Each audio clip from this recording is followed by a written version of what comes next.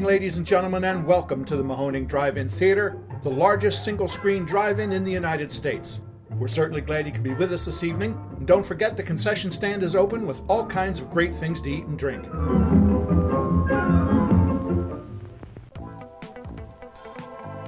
89.3 Mahoning Drive-In Radio, your old friend Virgil back once again for another exciting episode of the podcast. As you guys know, the only podcast dedicated to the love and revival of our beloved drive-in culture, joined as always by my co-host and general manager extraordinaire, Mark. Say hello, my friend. Hello.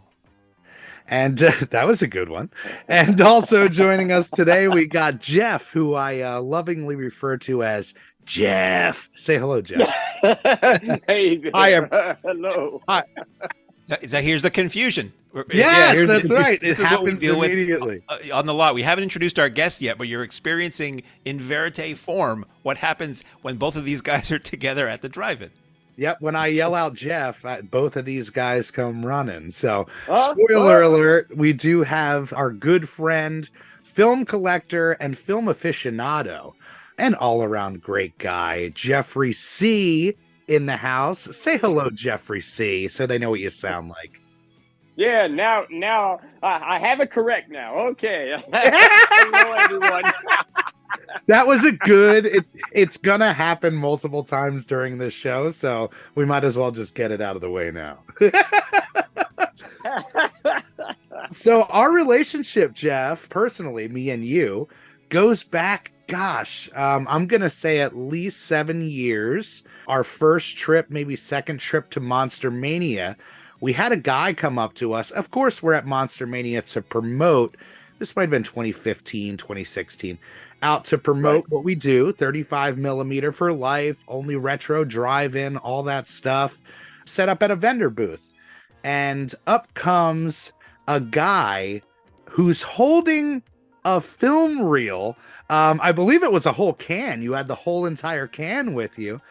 And right away, we hit it off. This guy who literally lives and breathes 35 millimeter and his connection to Monster Mania and the film community, it's pretty precious. So why don't you give us a little rundown of what's your connection with Monster Mania, being that that's how we originally connected? Well, I do audio-visual work along with Scott Kemley for Monster Mania, and I've been doing that kind of work with Monster Mania since the first one at the Clarion Inn. So that's probably like 2001, 2002. Yeah, they're up to what, like 45 of these things now? Like 53, 54 or something like that. Crazy. Yeah, they're going to have 4 of this year.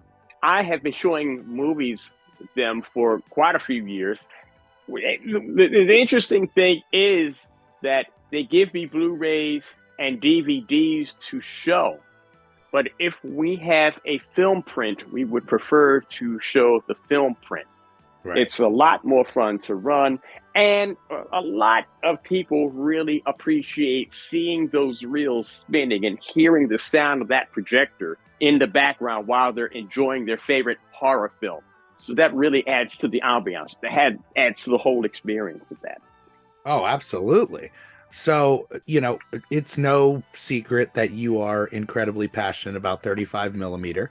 It's why I fell in love with you. I've never heard somebody speak so passionately about 35 millimeter. So let's go back a little bit before we go all the way back. So 2001, were you like involved in a film community? Were you a collector at that point when Dave and the Monster Media crew came to you?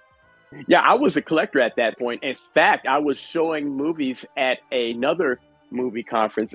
It's classic horror movie conference, Monster Bash. And that's hosted by Ron Adams and the family, the Adams family, I like to call them. And right outside of Pittsburgh, they started, I believe I forgot where they started. When I got there, they were in Butler, Pennsylvania, and now they're in Cranberry Township because the show has grown so much. And in showing movies, we showed a lot of 16 millimeter movies, Karloff, Creature from the Black Lagoon, the whole nine, Bela Lugosi, those kinds of movies. And Dave Hagen of Monster Mania was a vendor there and a frequent visitor of Monster Bash at the Yeah. time. And that's when he thought he wanted to do his own show in Cherry Hill, New Jersey. Yeah. And he saw what I did with the 16 millimeter projection and everything like that. And he asked me if I would be interested in showing movies at his event. And of course, before he finished asking, I just immediately said, yes. Yeah. Hey, Geoffrey, would you? Yes. Well, Oh, where does this love of film come from? Like, take us way back now. You know, what was that first experience with 35 millimeter or working with film that really kind of connected your heart? And when did you start collecting? You know, it really started with my father and grandfather, who used to take home movies with their standard 8 millimeter cameras, respectively. And when we had movie night at our house or our grandparents' house, I was just so fascinated by these reels and this black tape that I didn't know was film Right. come to life on the big screen. So it started when I was quite young. I was probably about 3 or 4 when I saw that, and just every time we had a movie night, it was a treat to a 3 or 4 year old little dude. Gosh. Yeah. Oh my goodness! And so you look at it's 400 foot of film, and to a 3 year old, 400 feet of film is huge. You know, like, oh, Endless. yeah. I don't think about that, you know, because I didn't have that in my childhood, but I'm sure it's the same case Yeah, it's for amazing. all you guys is, you know, to experience a home movie at a certain point, you weren't popping in the VHS. You were running your home video, your home projector. Running a home. That's right, running a home projector. And then because we lived in Bronx, New York at the time, and my grandparents were in South Jersey, so we went between New York and New Jersey a lot. And when we moved to Maryland, I was 10 years old. Went to the elementary school, Brian Woods Elementary School in Columbia, Maryland. The media center specialist, Brian Woods Elementary School, was an avid film collector. Wow. Major. And so to a 10-year-old watching these big, gigantic 16 millimeter reels, that to me, that's monstrous to me. Like, whoa. And to a kid, lack of a better term, I thought it was neato.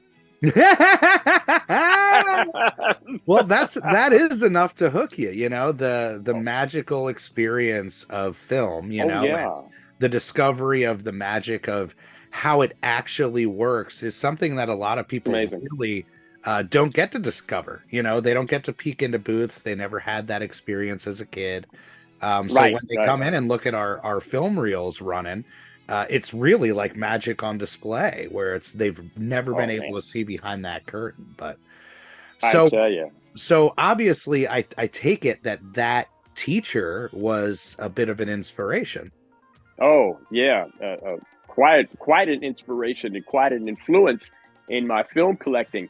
That's when I discovered that I could actually own a print of Bugs Bunny Roadrunner movie or own a Laurel and Hardy movie. Yes. No idea where to get them, but I could actually own a print, you know.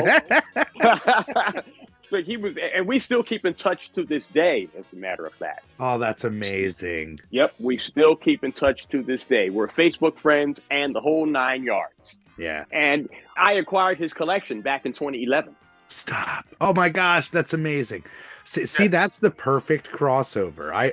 I've talked about it several times on this podcast. Being physical media lovers and collectors, as we all are and many of our listeners are, you always worry about what's going to happen with this precious collection of mine, you know, years down the line. But, you know, it's always great to hear when a precious collection goes into the right hands or loving hands, you know. Yeah. I was quite honored and privileged to acquire the collection. It was really beyond my wildest dreams, because as a child looking at these films, there's no way you could have told me that one day it would be mine.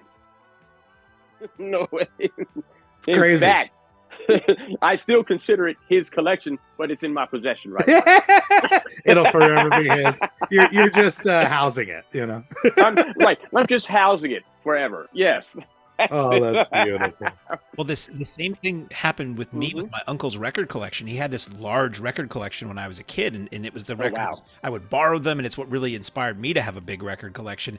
And eventually, not long before he passed away, he gave them to me, which was like this momentous thing for me. Like the collection that inspired mine was now technically mine, but I have done the same thing. I keep them separate. Like I don't integrate them into my stacks.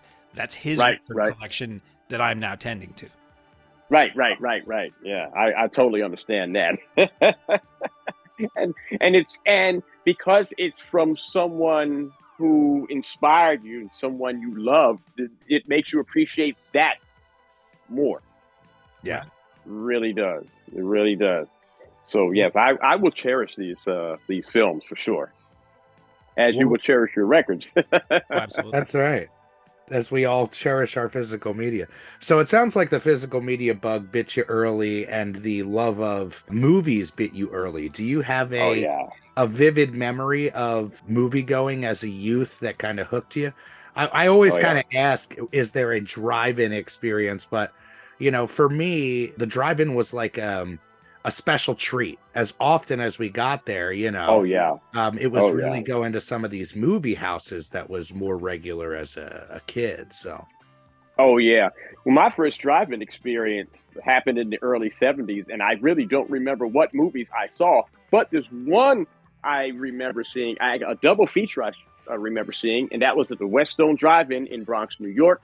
It was a double feature, Superfly Part 2. I believe it was a sequel to Superfly, and Lady Sings the Blues. And I was 8 years old. Boy. Wow.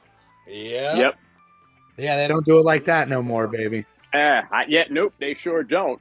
And my first experience face-to-face with 35 millimeter film was at the Columbia Cinema in 1975 when Disney had their re-release of Snow White and the Seven Dwarfs. Yes. That was when I was introduced to 6,000-foot reels. Oh boy! So what, were you invited into the booth? Was it a situation where you happened to catch a glimpse? How did that all work out? Well, you know, I went to the manager as a kid, and I asked the manager if I could see the projection booth. Oh, I love it. And he walked me up there. My mother and I were together, and he escorted us upstairs to the projection booth and introduced us to the projectionist, really good friend of mine named Chuck Barron. And Chuck Barron showed me those 6,000-foot reels that Snow White was housed on. And of course, as a kid, I was just totally blown away. I was done. Stick me with a fork, baby. I'm done. So you went from a 400-foot 8mm reel to a 6,000-foot 35mm reel. Yeah, that I couldn't carry. He took the 6,000-foot reel full of film and put it in my hands to see if I could try to hold it, and I couldn't hold it. Oh my God. I love that you guys are still friends. That is so you, Geoff. You know, like you are forever the connection and loving character in people's lives. Oh, it's so much fun. I remember coming into the Mahoning Drive-In. I paid my money. I even paid the extra money to stay there, and I did not see one frame of film. That happens every time you come, which is worth mentioning. So whenever Geoffrey comes to the lot, it's an exciting moment for all of us. Word spreads around the whole entire crew. Hey, Geoffrey's coming tonight. Geoffrey's coming tonight. Because there is something about you that is such a light of positivity. Doesn't matter what the weather's like, what the condition is in the world. Geoffrey Cee is coming in, all smiles, all hugs, and just like lifting the night up.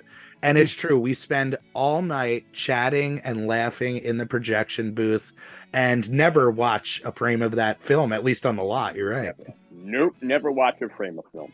That's exactly it. Every time he comes, it doesn't matter what the weather's doing outside because he's always in the booth. I'm always in the booth talking to Geoffrey number one. Yeah. Yep. And we love it. We love it. It really is a absolutely treat. love it. It's a treat. And, we've said it many times on this podcast. More than anything, running this drive-in and the Mahoning experience has brought us endless connections in the film community and brought us relationships and friendships that'll last a lifetime. And you are one of them. Sure. That is such a gift. Why don't we stick back a little bit more? So what theaters did you frequent? You mentioned the indoor. Did you have some drive-ins that you regulared as a kid? Let me see. There was the Catonsville Drive-In, which was on Route 40 in Catonsville, off of 695.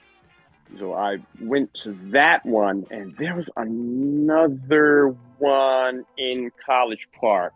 There is now a Costco's on that lot now. I forgot the name of that drive-in because I only went there once.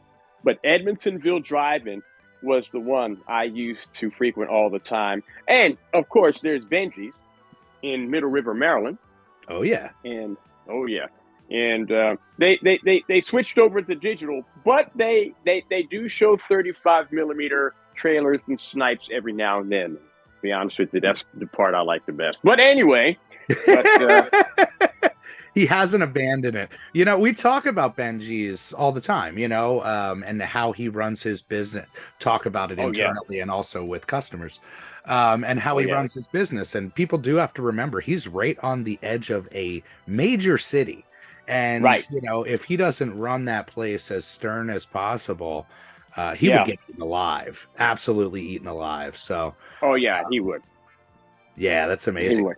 But he's really passionate about what he does, and I certainly have to give him credit for that. He certainly runs a tight ship. Oh, yeah. Yeah. So clearly your love of film runs really deep. I'm really interested in the collecting aspect. So do you remember the first 35 millimeter film that you actually purchased for your personal collection? Yes, I do. And it was a gift, actually. It was a gift from a fellow DJ who was in Maryland. He moved to North Carolina, and he played in a nightclub that was once a movie theater. Yes. And he brought all of these film reels up because he knew I collected. And I've collected actively since 1995 or 96.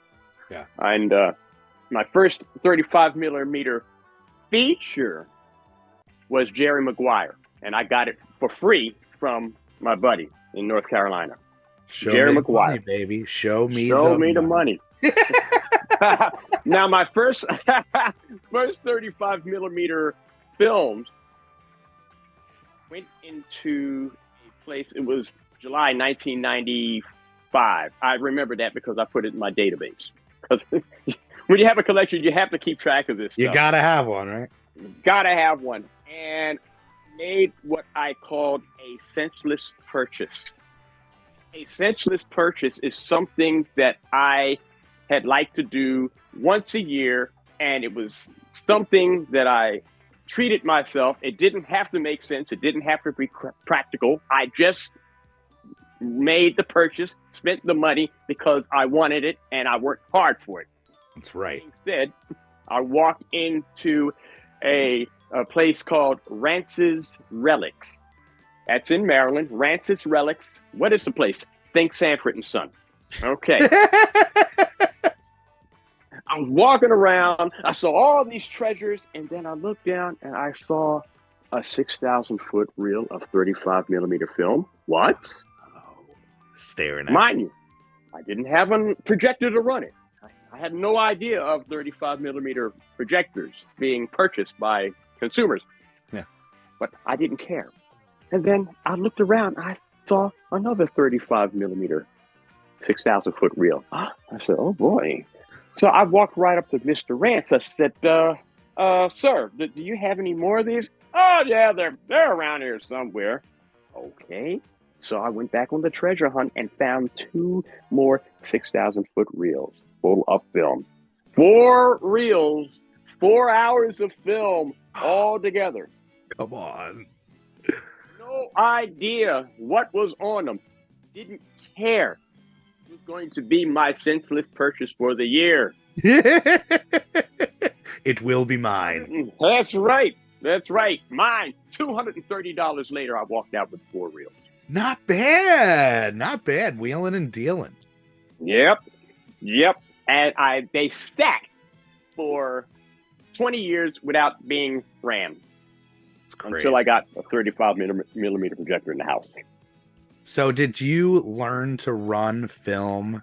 How did you learn to run film? And when did you make that decision to take the step to bring a 35 into the house, which just, if people know the setup of a 35 millimeter projector, that's an undertaking.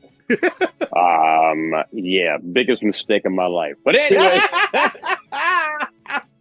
The bug really bit you, man. Man, I'll tell you, the bug is more like a drug. I tell you, 35 millimeter is addictive. But yeah, I decided to actually take the collection when somebody actually offered me a 35 millimeter projector. He worked at a theater, Outwood. They had 8 35 millimeter projectors sitting there collecting dust, doing nothing. And he kept them. They were going to trash them. He said, hey, wait a minute. Can I have them? Sure.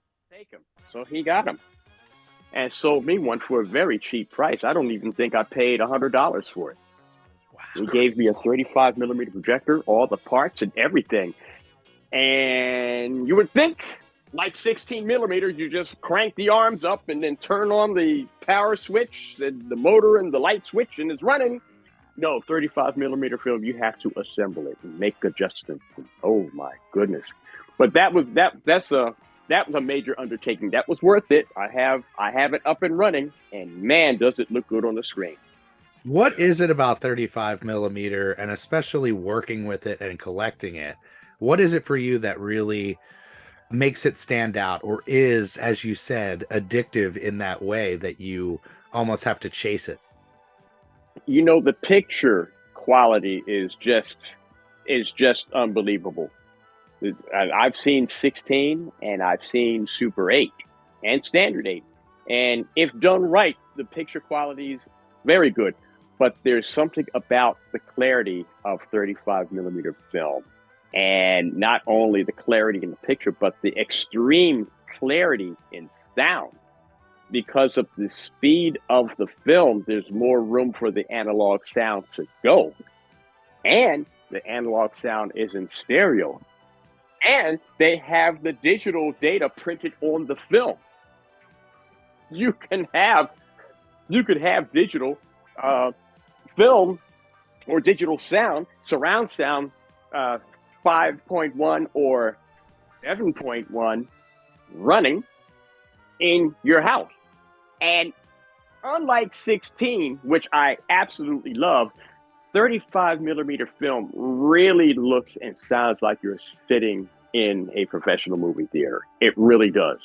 It really does. That's the sell. You know, it's speaking really to a younger audience on why 35 millimeter is precious and why 35 millimeter is a draw.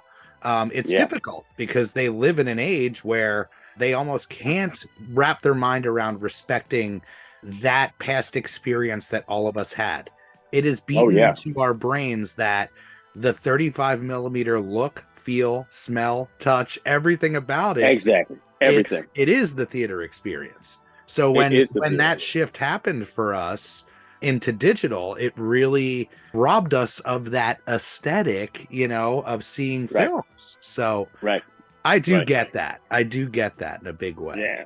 But you know what I like, though? I really love that the kids who have never seen this technology or before, or who are not exposed to that technology, just look at it and so wide-eyed and so fascinated at those reels spinning.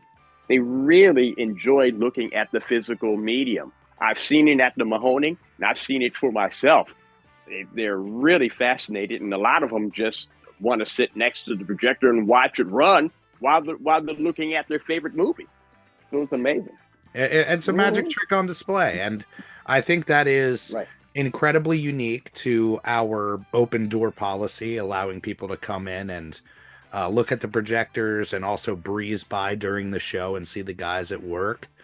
It's something that can be transformative, as any visit to a drive-in or movie theater or cinema experience can be. But Mark has told that story about being invited on a class trip and going into a projection booth, and it just it opens your eyes to what movies and the movie-going experience is and what's behind that, you know? Yeah.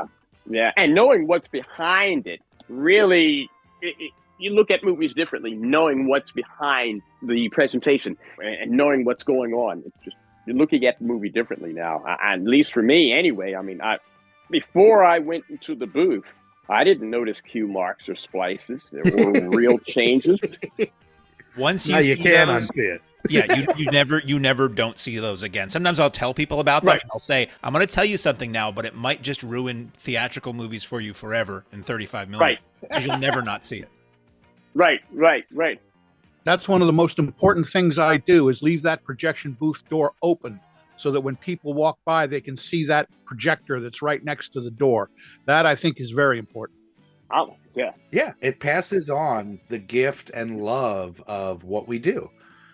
As great as the movies are, as fantastic as the programming can be, we are a preservation house. And every night that somebody is on that lot, what truly makes the Mahoning special is that presentation and that 35 millimeter. And you know, it's been well documented for us, the crossover as well of preserving a projectionist and what a projectionist does, which, you know, it's something well worth preserving. And that's a good segue. Did you ever work as a professional projectionist, Geoffrey? Not really. The only time I worked as a professional, quote unquote professional, was one time, that one Halloween weekend at the Mahoning. Oh my gosh, what an honor. I always assumed you had this like long run of working at theaters, and you know, you came in and out, and then you eventually landed in the collector scene and started running stuff for Dave and the Monster Mania. It's that's why I love doing this podcast. It really does open the door to somebody's history and like brightens that a bit. Oh, I tell you, and you know what? I had always wanted to be a projectionist, but they always had the unions, and it was very, very tight knit, and so I couldn't get in. I said, oh well, I might as well try something else. But the passion of movies was still there, and I still collected, and I guess I would say all the shows that I have done over the years, I guess I should consider that quote unquote professional. I mean, technically that is professional. I'm getting hired to set up equipment and run film. That's right. Every show you put on that's a success, that's a job well done. You had a good point about the union, because back then, even the Mahoning Drive-In Theater was a union projection booth. So unless you had a license and were a member of the union, you had no chance of being a projectionist. Right. I could not do it. Yeah. Not like these kids today. You know, these kids, 15, 16 years old, they get a job and then work the popcorn and refreshment stands and then go upstairs to the booth and press a button, and that's it, you know? Oh yeah. Right. And that's why it's a lost art, because there's no skill involved anymore. Anybody can press a button and then adjust the sound, and you walk away from it and leave it alone. Right. Anybody can be trained to do that. But to run 35 millimeter, you have to have some skill involved. Right. And some troubleshooting skills as well. Absolutely. Oh, absolutely. Oh, yeah. And that's the thing is, you know, I see it. Not Anybody can be a projectionist. I think you really do have to have a specific skill set and, more importantly, a patience to work with this material, because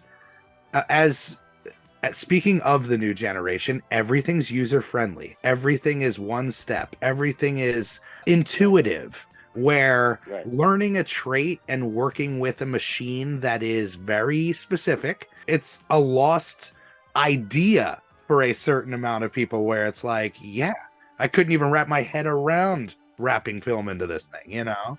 Yeah, yeah. And how about building a presentation? I mean, right now you just click and drag your trailers along with your feature, but as a projectionist, you had to actually splice all the reels together, multiple reels together, and then splice multiple trailers at the top and snipes and everything else. That was a skill. And as a collector, you got to locate all those trailers first.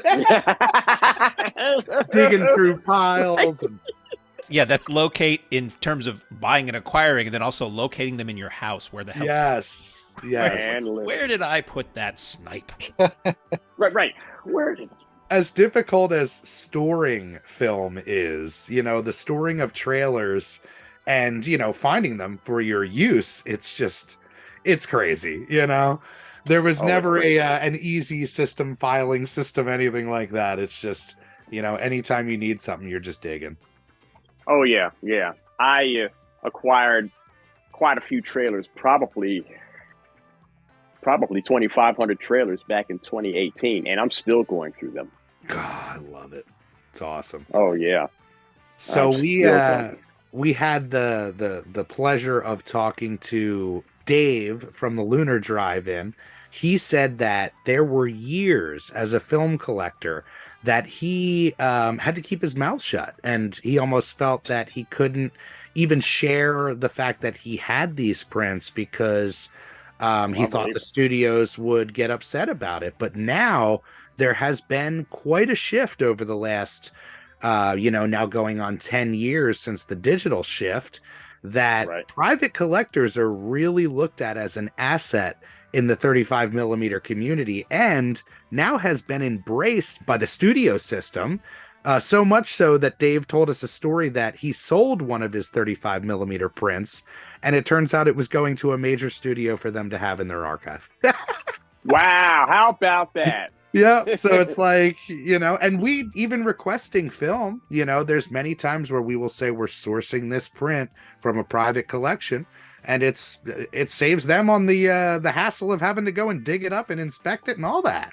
I mean, they still get their percentage or their rental fee, and they just don't have to deal with shipping and receiving and storing and cataloging and all that stuff. So they're just, it's interesting, because I had heard that years ago it was bandied about that if you had any New World films, New World Cinema prints, old Corman films, the word on the street in the collector's world was that they would seize those and bandsaw them, because they didn't want anybody, it's their property, they didn't want anybody else owning it. And there was a great book called 1,000 Cuts a few years ago that was about the world of film collectors and how it was this underground thing for many years. And there were FBI raids, and people were wanted because they were collectors. Did you collect in that sense of under that shadow at any point, or by the time you were collecting, was it much more mellow? Yeah, by the time I started collecting, it was 96. So it was much more mellow. I did not have to worry about that.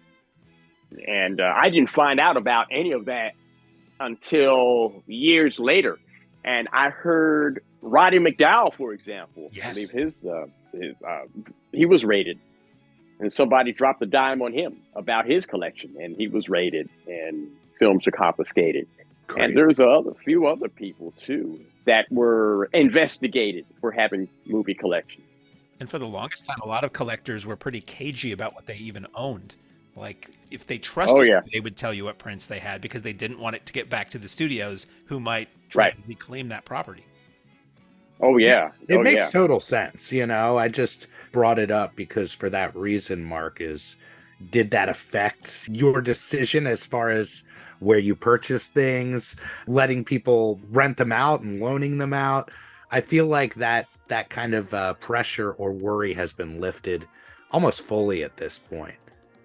Oh, yeah.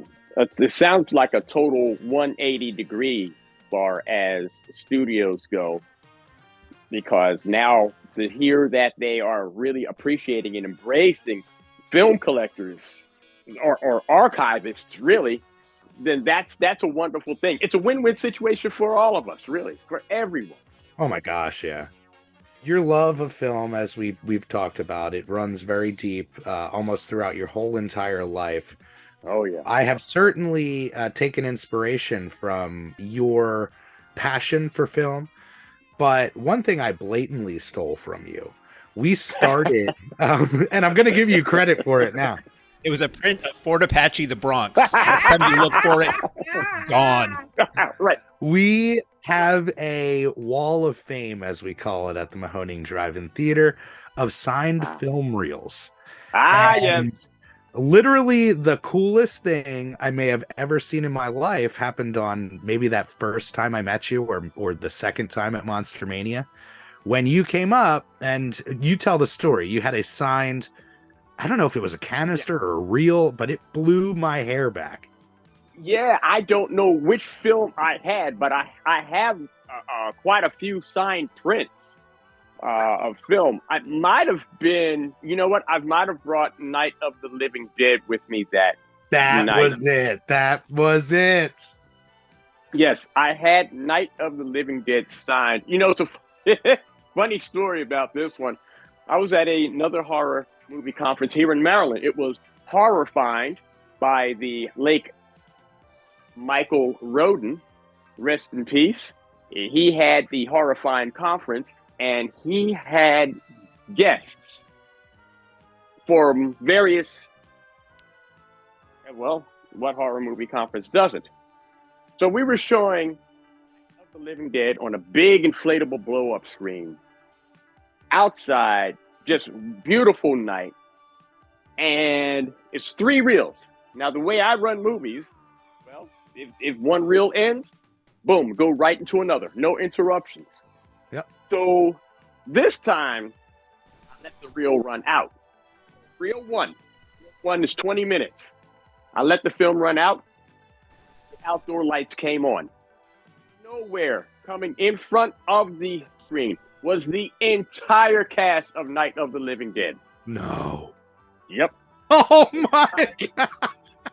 The entire cast, and they were all fascinated that there was a film print of Night of the Living Dead being shown of a movie they had starred in or played in some years early. So I've had the pleasure of them all autographing the print, and it's all on the front can right now. Thank boy, if we were on TV, I'm getting this right now. Yep, there it is. So I'm looking, I'm having this, I'm holding this canister in my hand right now. I love that so much. Like, it was one of those things that I saw and I was like, this is the coolest thing ever. Like, when you approach a celebrity guest at one of these conventions, it is like, it's a corral. You know, they've been talking to people for days.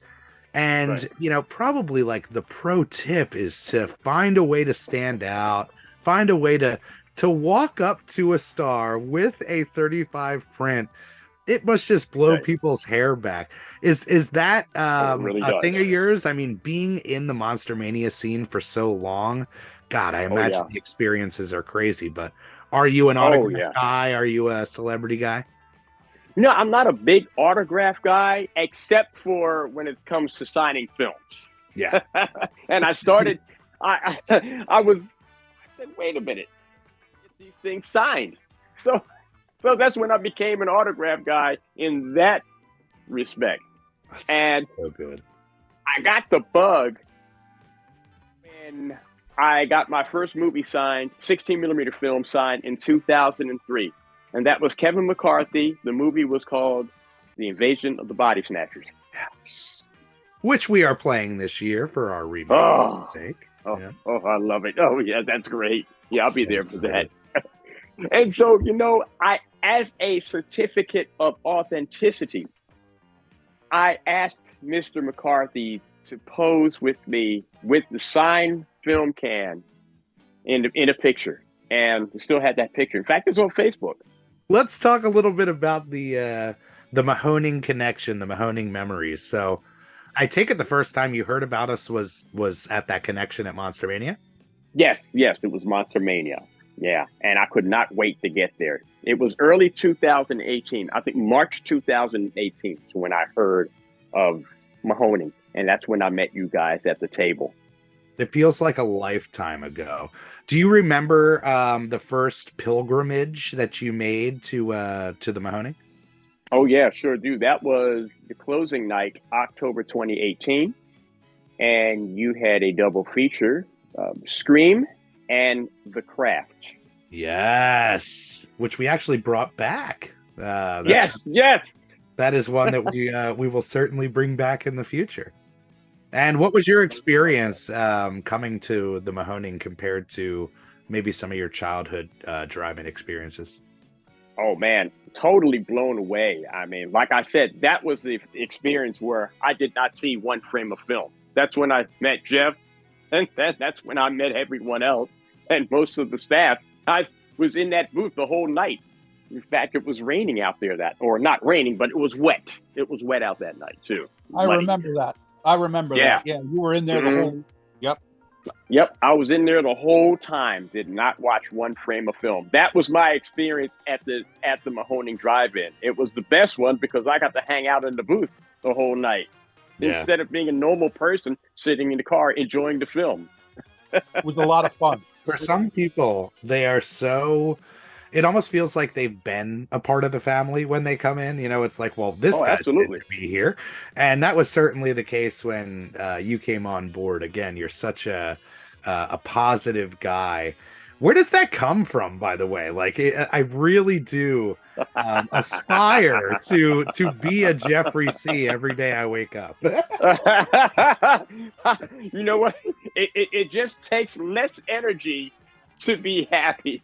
It takes too much energy to be pissed off. I don't have a lot of energy, so I'll just be happy and save my energy. I so love that, because just like everybody in life, you've had, the ups, the downs, and you do not wear any of that on your sleeve. And that's what I really do love about you. So I want to give the guys a chance to talk a little bit about film with you before we jump over into your other life, DJ Geoffrey Cee.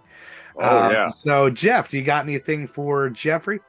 I'm trying to think of a couple good questions. Nothing right off the tip of my head. You hit it pretty good, Virgil. It's always been a pleasure to have Geoff around. We always look forward to him coming up because it's just, the atmosphere in the booth, because he's always cracking jokes. He's always having a good time. He really lifts the spirit of the place. And I assume you're already planning to come up a couple times this year, huh, Geoff? Oh, yeah. Starting with opening night.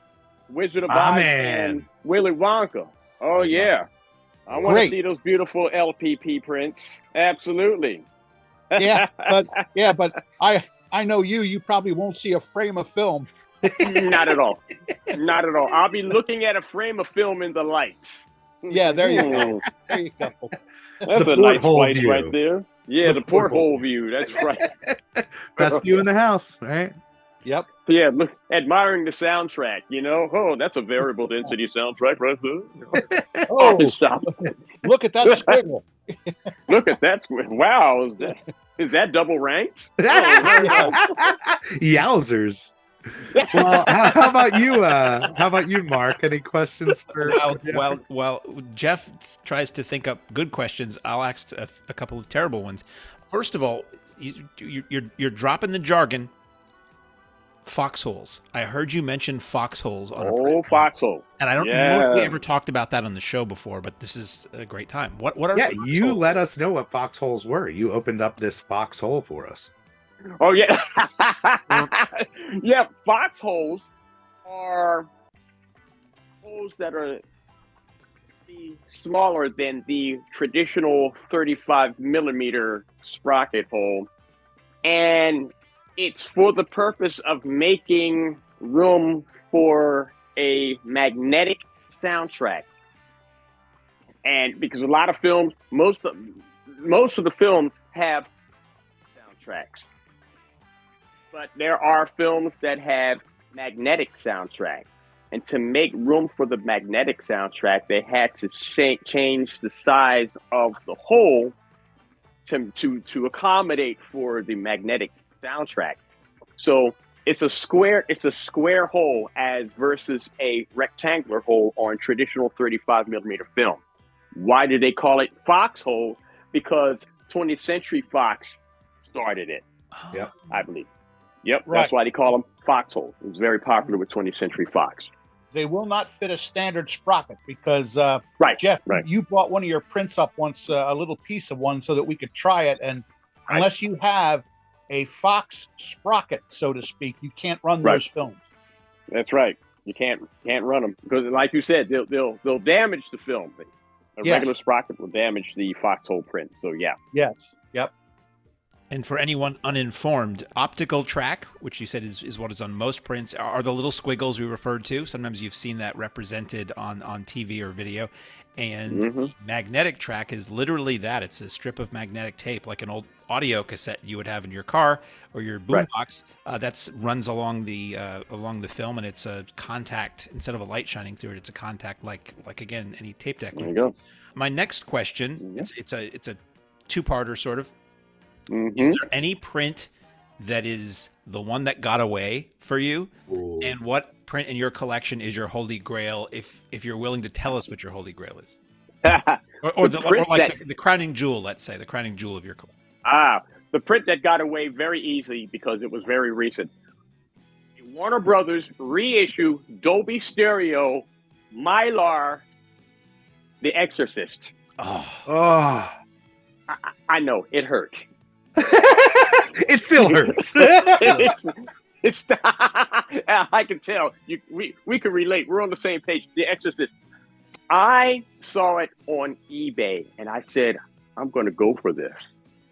And I waited and waited and waited. I didn't bid on it because I didn't want to get into a bidding war with anyone to raise the price higher than what it was. Yep. Playing the game. I said, I still have a mortgage on my house, so I will much rather pay the mortgage than afford it. So let's not get into a bidding war to raise the price. Yeah. I put a bid on the film, and very high bid because I wanted it. Yeah. And lost the bid. I said, okay, that's fine. That's the nature of the beast.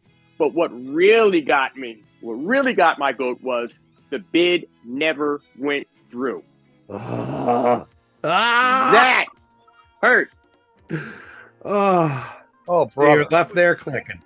Oh, I was so mad. I deleted eBay off my phone. I just stopped. Get in. Close my account. He gave up collecting entirely. Well, I gave up eBay entirely. Never again. Then I end up bidding on something else. And for those who don't know, I mean, the significance of the Exorcist print, Friedkin doesn't allow 35 millimeter public screenings of The Exorcist. So really, the only way that you're going to enjoy it is if you got a home projector and you got a private print, and that one hurts. And it got away. Yeah, that hurt. That one hurt. Now, my holy grail. Now, that's a little harder. I would say in 16, I'd have to probably put it in gauges. In 16, I would have to say a very nice color scope print of the Goonies. It's like a license to print money, that Goonies. Right. I got it from a friend of mine in Columbus back in 2000, I think. I had a show in Columbus back in 2000. I've had that print since. And from what I understand, it's very rare for that title to have it in low fade color and scope in 16. Yeah. It just doesn't happen. Fantastic. Oh, man. And my Holy Grail 35, well, that's even harder. I'm looking at a pile of 35 right now, and I'm trying to find the Holy Grail print. Oh, my goodness. Well, certain ones always have that special meaning, you know. Even in my vinyl collection, the one that means the most to me isn't necessarily the most valuable, you know. Right. Wow, that's a rough one. I have quite a few stuff in 35. I probably have about 50 feature films right now. Ooh, big mistake. I have no room in the house. Storage. The storage, yes. I tell you, let me see. Let's choose Avatar. Yes, let's choose that's a Avatar. good one, yeah. Mm-hmm. All 10 reels. Is it a 3D print? No, it's not I wish it was a 3D print, an over and under print. No. But Do you own any 3D prints? Not yet, but I do have a 3D lens, 3D projector lens, which was gifted to me. Someone in New York. Ready. You're ready. I'm ready. Yeah. I'm ready. And I have the 3D glasses, the real 3D glasses. Somebody who is shutting a theater down literally gave me a box of real 3D glasses. Awesome. That's great. You can just wear them out to the grocery store. You got so many. You're like, this is just my style now. Exactly. I'm telling you. The unique thing is that the 3D lens was originally used for Friday the 13th Part 3.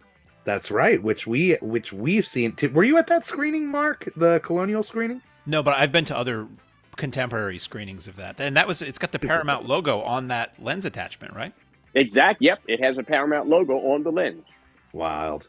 It has all the directions and everything. I think we have one of those too, actually. It came with one of the film collections we bought. It comes in its own case.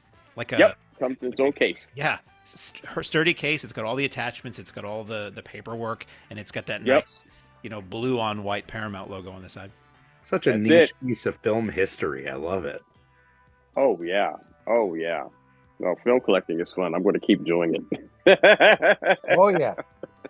Well, let's get into it. It really blew the minds of many of the patrons, regulars, and staff at the Mahoning Drive-In Theater to hear that you have a whole other side life as DJ Geoffrey Cee.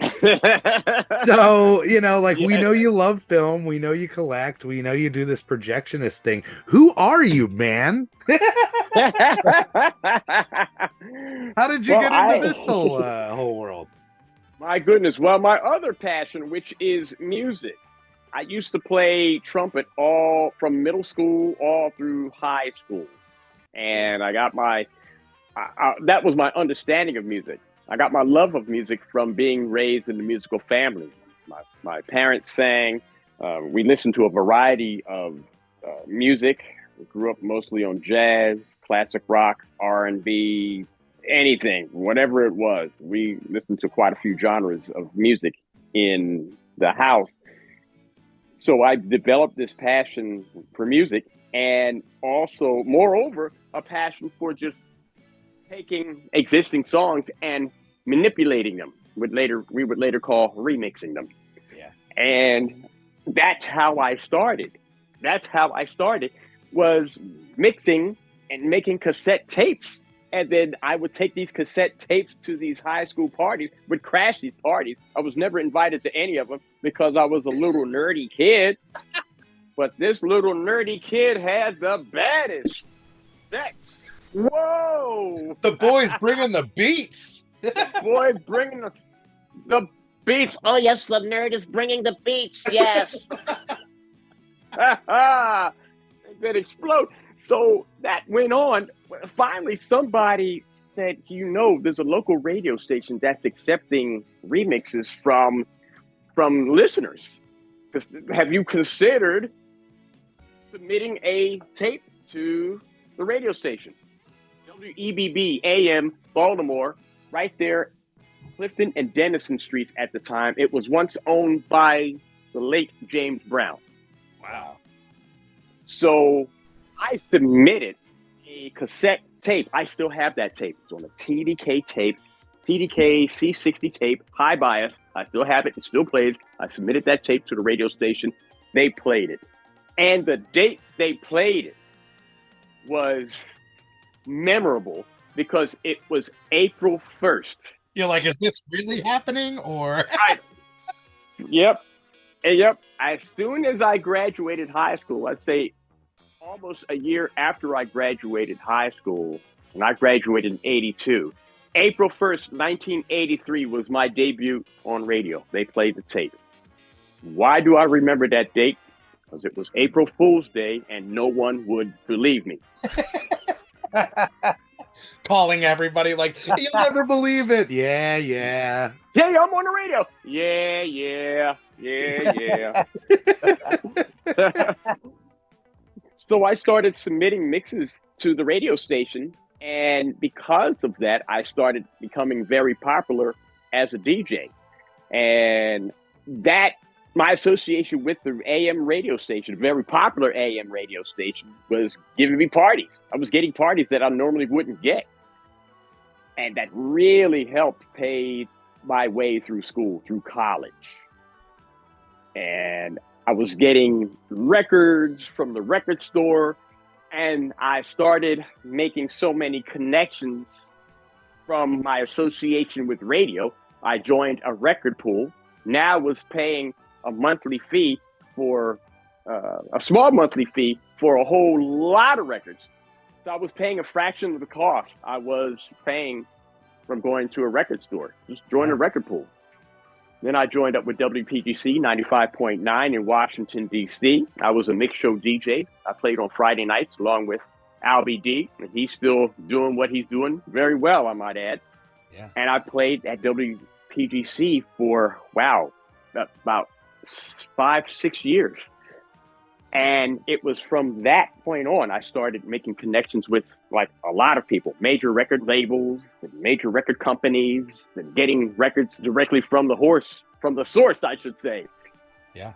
Remixes. I've had my first studio mix in '88, and I started doing remixes for Warner Brothers, Columbia, EMI, and Atlantic Records. On that helped me through school. So yeah, DJing was just another, just parallel with the film, you know. Just another passion, another outlet, another means to express. And it's funny because during the DJing, during that time, I had the passion to film, but the film took a back seat because I was so busy with school and then DJing and everything. But I still had that passion for film. It was right there. Just the beast fell asleep. And so I've been DJing. Sometimes you have to jockey back and forth between the two, because I know in my career, sometimes the radio station was the main job and the theater job was the backup job. And then other years, the theater was the main job and the radio station was the backup job. So you sometimes have to swing both directions. Yeah. That's true. Right. That is very true. Very true. So I have recent success. I've had a couple of #1 songs in the last year or so. And now I've been really busy with music, working on an album right now. I have one more song and then I have an album. So, That's love great. it. That's great. The fire, it's just always burning, man. You know, you are constant creativity. You are an anomaly. You really. It's just like, of course he's a DJ. Well, we want to give you the opportunity to let people be able to find you so they can hear the music. Where can they find your music to tune in? Sure, they can hear me on 2 radio stations. Actually, 2 radio stations and my own TV channel. 2 radio stations are handsonradio.fm. That's every Tuesday from 8 p.m. to 10 p.m. And also on pressureradio.com. That's every Wednesday from 7 p.m. to 10 p.m. And I have a Twitch channel, and you can catch me either on Fridays or Saturdays. It depends on how the wind blows. Well, I haven't have a steady show yet there, but that's typically between 3 and 5 p.m. either on Friday or Saturday. That's great. That's fantastic. All these opportunities is making me twitch. You set it up on a tee for him. That's great. Oh, I love it so much. You have so much going on. You know, it really is such a gift, your presence and inclusion here at the Mahoning Drive-In in our family. So is there anything else that you want to let people know as far as projects you got going on, things on the burner? I'm so excited about this album. It really, you know what it is? It makes me wonder, why the heck have we not had you out to DJ yet? I should bring a couple of pieces of vinyl and have a little fun. No joke. You would crush. We have guest DJs all the time. DJ, you're an actual DJ. Yes, indeed, that would be fun. We'd have to make that work. So that would be a lot of fun. I can come and hang out with you guys. All I day. love hanging out with you guys. All day. But, oh man, but projects. So I'm working on an album, and I am working on. I just got finished a record, a collaboration from with a guy named Dan Shiver, aka DJ Dan from New Jersey, and the song is called Adrenaline Rush. Adrenaline Rush. Get you going. And yeah, it was his idea. It was his idea for the project. Dan said, "Hey, Geoffrey, I have this idea for a song. I mean, the way you do your music, and every time you play your music, and every time I play your songs, it has so much energy. It's like an adrenaline rush. I want to make a song called Adrenaline Rush." I said, "Wow, that's actually a good idea." So Dan, tell you what I'll do. You send me the vocals. I don't care what you do. Just say Adrenaline Rush a couple of times. I'll handle it from there. And so I just finished it last night. You're a wizard. You are a wizard. It's a lot of fun. So this is going to be Dan's first record. So I'm going to be helping him through all the business stuff and everything like that, because he wants to get his foot into production now. He's been a DJ for a number of years, but now he wants to get into the songwriting and the production. So I'm going to go ahead and take him under my wing, so to speak, and walk him through the process of that. But that's so far, that's all I have. But there's probably going to be a lot more down the road for sure. Always inspiring. It's really great. And again, we can't thank you enough for all the help that you've also given us, whether it's locating prints, actually lending us prints, delivering prints. Yes. The list goes on and on. You know, your friendship, it means the world, and we're better having you. That's for sure. Absolutely. You guys are truly a blessing, and any excuse to get over there, even if I have to lend or deliver a print, as long as I get to see you guys, happy. All right. Great. The best. Well, we can't wait to see you opening weekend and having a blast once again. And I think on that note, Geoff, take it away, my friend. Ladies and gentlemen, thanks again for coming out tonight to the Mahoning Drive-In Theater. We hope you'll come back and see us again real soon. The exit is on the right-hand side of the screen at the front of the field, and most importantly, have a very safe trip home. Good night, and God bless you.